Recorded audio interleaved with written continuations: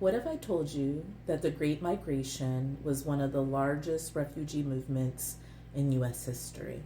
Let's explore how millions of Black Americans fled the South and what it meant for our families, culture, and communities. The Great Migration, spanning from 1910 to 1970, saw over 6 million Black Americans leave the South.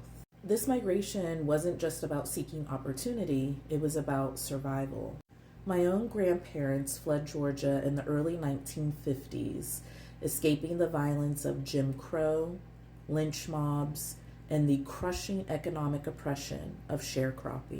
They were refugees in our own country, driven out by systemic racism and the rise of mechanized farming, which displaced thousands of Black sharecroppers. Cities like Chicago became major destinations. In 1910, Chicago's Black population was about 44,000, and by 1970, it had skyrocketed to over 1 million. These cities offered better wages and opportunities, but the reality was far more complex.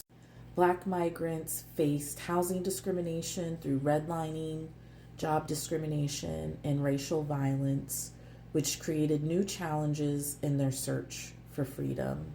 When my grandparents left Georgia, they weren't just leaving danger behind. They also left behind family, culture, and ancestral knowledge. Many Black families were fractured during this time, and cultural ties to the South were weakened. They found themselves navigating a new kind of racism in the North and the West, and assimilation into white dominant culture often came at the cost of connection to their roots. For my family, the disconnection was profound. The sense of isolation that came with displacement is something that I still feel to this day, especially as I work to reconnect with our history and traditions.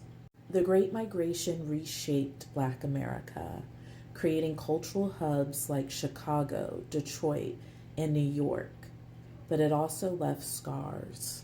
It's a story of survival, resilience, and loss. If your family was part of the Great Migration, what stories were passed down?